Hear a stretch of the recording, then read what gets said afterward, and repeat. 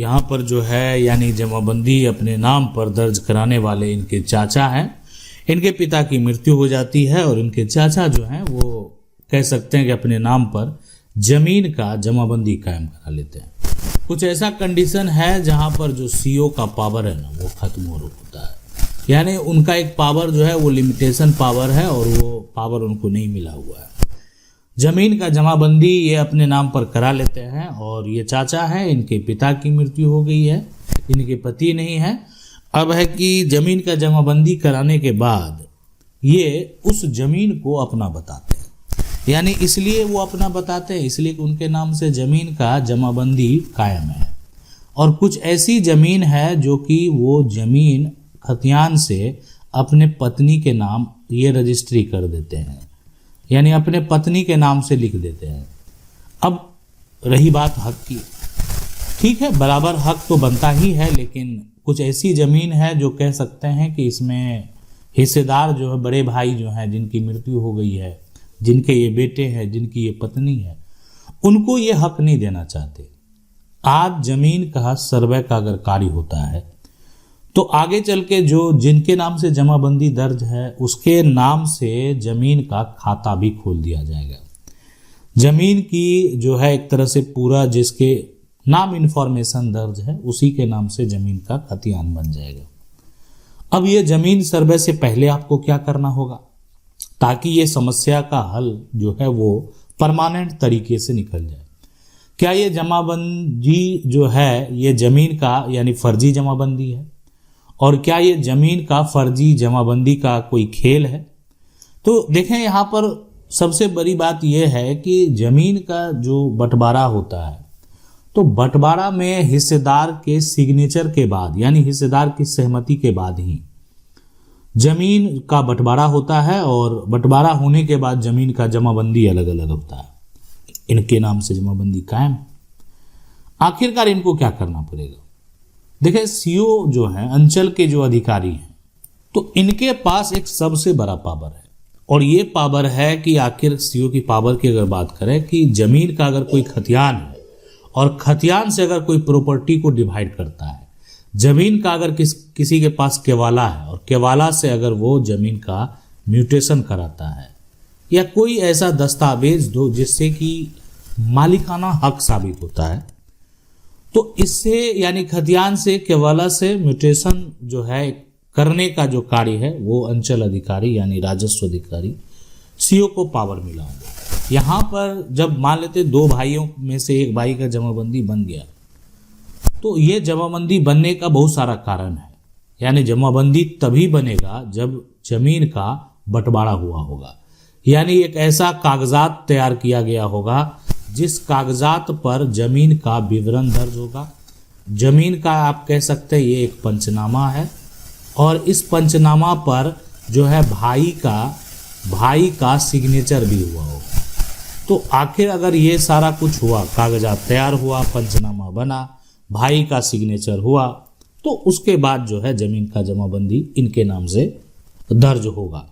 अन्यथा भाई ने सिग्नेचर नहीं किया तो ये दर्ज नहीं होगा। लेकिन यहाँ पर जो है अगर देखा जाए कि कागजात बना, जमीन का कागजात तैयार हुआ, पंचनामा हुआ, भाई ने सिग्नेचर नहीं किया, ये भाई जो है ना ये सिग्नेचर इन्होंने ये नहीं किया है ये अब, लेकिन अब तो ये इस दुनिया में है ही नहीं, अब इनका कहीं जाली सिग्नेचर हो गया होगा, फर्जी सिग्नेचर हो गया होगा।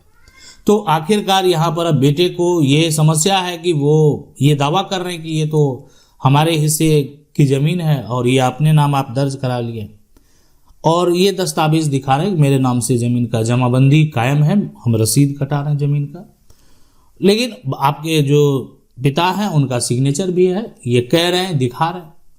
तो आखिरकार ऐसे सिचुएशन जो उत्पन्न हो रहे हैं ना, इसमें क्या करना चाहिए, ये सवाल आपके मन में जरूर चल रहा होगा।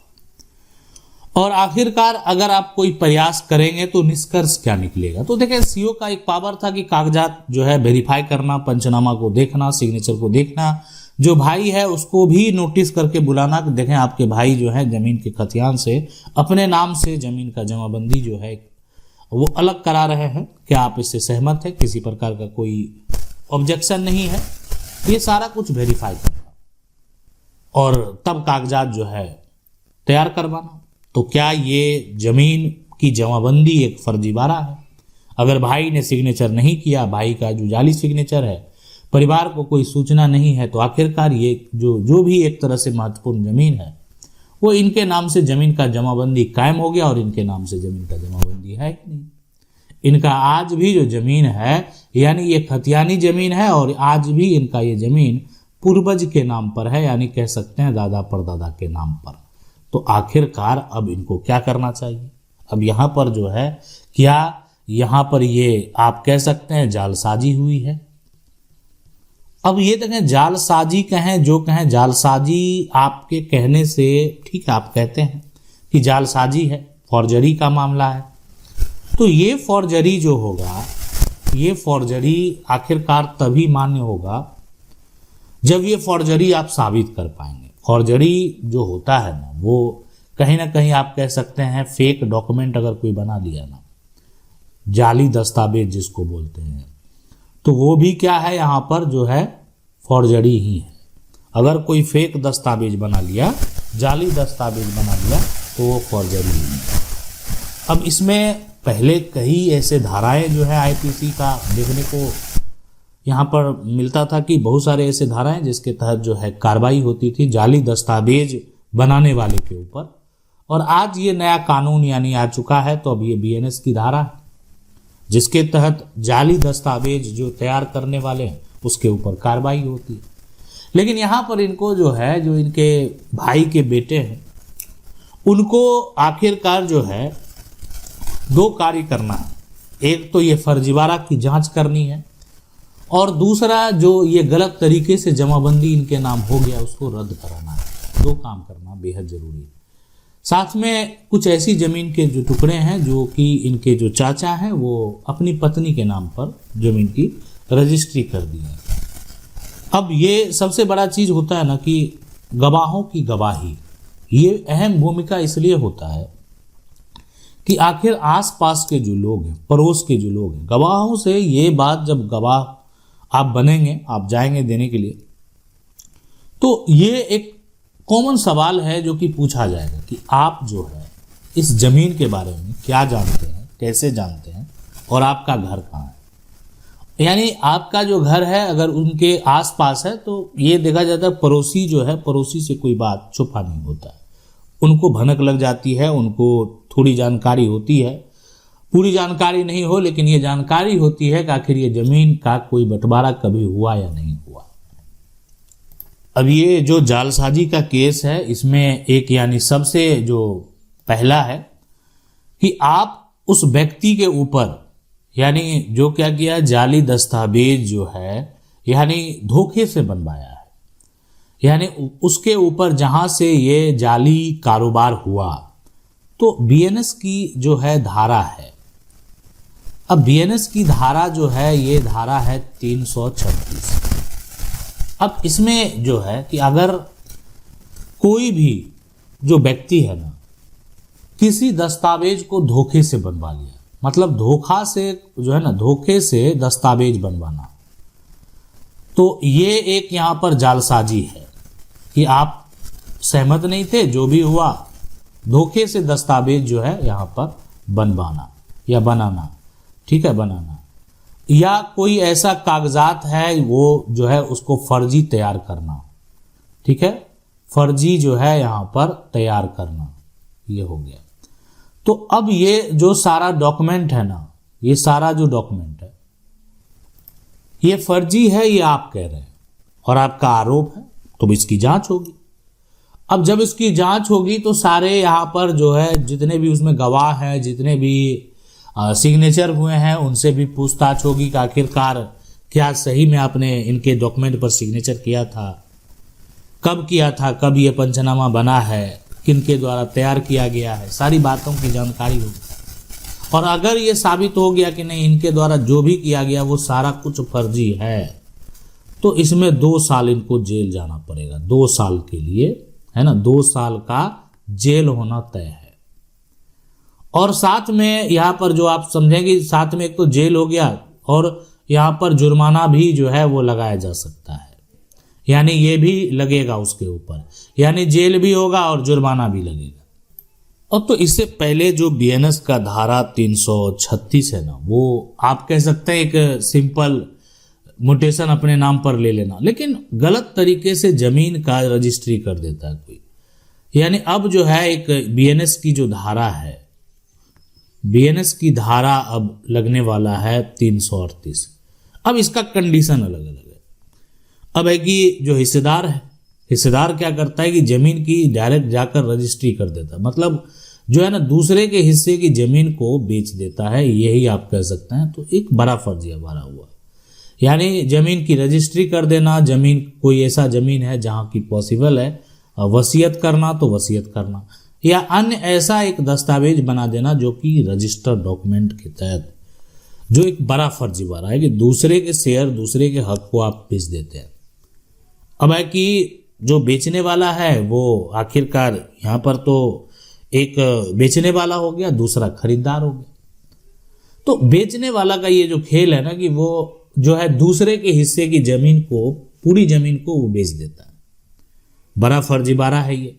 और अगर ये फर्जीवाड़ा साबित हो जाता है, यानी आपने ये फर्जीवाड़ा का आरोप लगाया है कि ऐसा भी किया गया है, तो इसमें बीएनएस की धारा 338 के तहत जो है, इसलिए कि ये गंभीर धारा है, खास करके जमीन के फर्जी कागजात जो रजिस्टर्ड डॉक्यूमेंट है उसके लिए। अब इसमें है कि अगर ये साबित हो जाता है ना, तो फिर उस व्यक्ति को कोर्ट के द्वारा, यानी ये देखें मैक्सिमम सजा है वो है आजीवन कारावास, यानी जीवन भर उसको जेल में रहना पड़ेगा इस गलती की वजह से। यानी अगर ये साबित हो जाता है ना कि इनके द्वारा जमीन की रजिस्ट्री की गई, कीमती जमीन को बेचा गया, अब ये जो है हक की लड़ाई लड़ रहे हैं, ये अपने वकील से जाकर मिल रहे हैं, तो यहाँ पर जो है उस व्यक्ति को, अगर उस व्यक्ति के ऊपर ये साबित हो गया ना कि ये बहुत बड़ा फर्जीवाड़ा किया है, दूसरे के शेयर, अपना शेयर तो बेच ही लिया, आप दूसरे का शेयर बेच रहा है, दूसरे का हक बेच रहा है, अपना जमीन का हिस्सा शेयर तो कब का बेच चुका है। तो एक तो आजीवन कारावास होगा, साथ में यानी ये भी हो सकता है कि 10 साल का सजा हो, यानी 10 साल का भी सजा हो सकता है, ठीक है, ये हो जाएगा। और साथ में जो है ना 10 साल का सजा हो जाएगा, साथ में यहाँ पर जो है जुर्माना भी लगेगा, ठीक है, जुर्माना। एक तो 10 साल का सजा हो गया, दूसरा जो है उसको जुर्माना भी लगाया जाएगा। इसके अलावे भी अन्य धाराएं हैं जो कि जाली दस्तावेज के लिए, यानी जाली दस्तावेज का जो खेल किया है ना उसी के लिए बनाया गया है। यानी ये बीएनएस की अगर बात करें तो बीएनएस की जो यहाँ पर है, बीएनएस की धारा एक हो गया यहाँ पर 336, दूसरा बीएनएस की धारा 337 भी है, बीएनएस की धारा 338 भी है और बीएनएस की धारा 339 है। ये जमीन फर्जीवाड़ा का केस जो है पर आमतौर पर ये धारा लगता है, यानी फर्जी तरीके से कागजात बनाना, किसी के साथ विश्वासघात करना, जाली जो है दस्तावेज बनाना, फर्जी कागज को असली बताना, ये सब उसी के लिए है। और इसमें जो व्यक्ति है जो ऐसा करेगा उसको सजा होगा। तो आखिरकार ये कब संभव है? जब आपको लगता है ना कि आपके साथ एक बड़ा फर्जीवाड़ा किया गया। आज इनके साथ जो है ना, ये जो फर्जीवाड़ा है सिर्फ यही है कि इनके चाचा ने इन जो है जमीन का जमाबंदी करा लिया, इन्होंने नहीं कराया। अब चाचा जो है जो करा लिया है वो अपना बता रहे हैं और इन्होंने नहीं कराया है, तो अब जो शेष बचा हुआ है वही इनको कराना है। इनको आपत्ति है, कोई सुनने को तैयार नहीं है। राजस्व अधिकारी के पास आवेदन करने के बाद भी जो है कोई यहाँ पर जो है समस्या का हल नहीं निकला। मतलब राजस्व अधिकारी को आवेदन भी किया गया ना, तो कोई भी समस्या जो है उस समस्या का यहाँ पर हल नहीं निकला। तो आखिरकार ये हल कैसे निकलेगा? देखें, इसलिए कि जमाबंदी जो कायम किया गया ना, अब जमाबंदी को आपको क्या कराना है, यहाँ पर इसको कैंसिल कराना है, ये कैंसिल आपको कराना है, रद्द कराना है। तो ये जमाबंदी कैंसिल का प्रक्रिया में सीओ को पावर नहीं है, यानी सीओ को आप कह सकते हैं ना यहाँ पर पूरी जांच एक बार इनको बनाने का पावर है, अब उन्हीं के द्वारा तैयार किया गया है। अब इसको आप जो है ना रद्द कराना चाहते हैं तो यहाँ पर जो है ना सीओ को पावर नहीं दिया गया ये कि ये उस पर जो है एक्शन लें, कैंसिल करें दोनों पार्टी को, ये कि किसी एक का जमाबंदी, हाँ बाद में करेंगे यही, लेकिन जो इनके ऊपरी अधिकारी हैं उनके पास आपको आवेदन करना पड़ेगा। तो देखें आपको करना क्या है कि जमाबंदी, इसलिए कि जमाबंदी किए हुए बहुत दिन हो गया है और अब या कह सकते हैं कुछ साल हो गए हैं। अब ये जो हैं ये चले गए जो राजस्व के वकील हैं, जो सिविल वकील हैं, उनके पास अपना समस्या रखने के लिए, और ये कहते हैं कि हमारी ज़मीन का फर्जी जमाबंदी करा लिया है और ये ज़मीन के तौर पर अपना जो कागजात है, ज़मीन का जो खतियान है वो दिखाते हैं कि मेरे पास ज़मीन का ये कागजात के तौर पर ये ज़मीन का खतियान है और ये इन्होंने जो ज़मीन की जमाबंदी करा ली है उसमें कुछ ज़मीन अभी हमारे दखल में है, लेकिन अब वो अपना बता रहे हैं कि इसलिए कि इनके नाम से ज़मीन का जमाबंदी कायम है। मामला चला जाता है यहाँ पर एडीएम कोर्ट में। यहाँ पर एडीएम कोर्ट है। अब एडीएम कोर्ट में चला गया मामला, दोनों की सुनवाई होती है और जांच पड़ताल करने के बाद ये पता चलता है कि ये जो कागजात दिखा रहे हैं, ये कागजात जो तैयार करवा कर जमाबंदी करा लिए हैं, ये फर्जी कागजात है। यानी ज़मीन का एक अगर देखा जाए तो जितना भी कीमती ज़मीन है ये अपने नाम पर करा लिए हैं और बाकी जो दूर की ज़मीन है वो इनके नाम करने के लिए छोड़ दिए हैं। शेयर बराबर है, हक बराबर है, लेकिन ज़मीन का बंटवारा सही नहीं है। तो ये सारा सिचुएशन कंडीशन देखने के बाद अगर लगेगा उनको कि नहीं ये जो है ना फर्जीवाड़ा यहाँ पर हुआ है, गलत तरीके से ज़मीन की जमाबंदी हुई है, और या कह सकते कुछ ऐसी ज़मीन है जो कि हिस्से से अधिक ज़मीन इनके नाम पर आ गई है, तो ऐसे सिचुएशन, ऐसी कंडीशन में ये फर्जी जमाबंदी जो है वो एडीएम कोर्ट से हो जाएगा रद्द, यानी कैंसल। रद्द होगा तो दोबारा जमाबंदी कायम होगा, दोबारा जमाबंदी कायम होगा तो सर्वे से पहले आपका भी नाम दर्ज होगा। तो ये प्रक्रिया आपको फॉलो करना पड़ेगा और अगर आप ये प्रक्रिया फॉलो करेंगे तभी आपके पक्ष में जब तक आदेश नहीं आएगा, आपकी जमाबंदी आप उनका रद्द नहीं कराएंगे तो फिर से आप जो है म्यूटेशन का दावा नहीं कर सकते हैं। इसके अलावा एक विकल्प होता है कि एडीएम कोर्ट गए, कुछ हुआ नहीं, कोई यानी जो मेरा केस है वो खारिज हो गया, आगे हम क्या कर सकते हैं? देखें आगे एक विकल्प होता है और ये प्रोसेस थोड़ा बड़ा होता है, इसलिए कि ये प्रोसेस इसलिए थोड़ा बड़ा हो जाता है कि अब जो है मामला आपका चला गया सिविल कोर्ट में। अब सिविल कोर्ट में अगर मामला गया, सिविल कोर्ट में आपने केस फाइल किया, इसमें पक्ष जो है, विपक्ष, गवाह सभी को सुनकर एक निष्कर्ष जो है वो निकाला जाता है।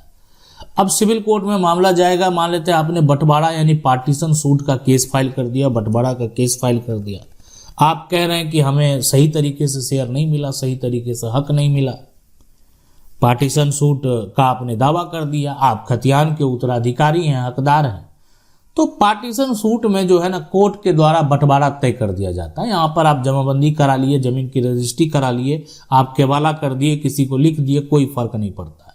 यानी पार्टीशन सूट का जजमेंट जो होगा वो सबसे ऊपर डॉक्यूमेंट होगा। तो ये पार्टीशन सूट जैसे ही होगा, जितना भी इससे पहले किया गया डॉक्यूमेंट है एग्जीक्यूट गलत तरीके से किया गया, जिसका आप प्रमाण देंगे वो सारा कुछ कोर्ट के द्वारा रद्द कर दिया जाएगा। इसलिए कि आप परिवार के हकदार हैं, आप परिवार के उत्तराधिकारी हैं और जितना अधिकार इनका ही है उतना अधिकार इनका भी है।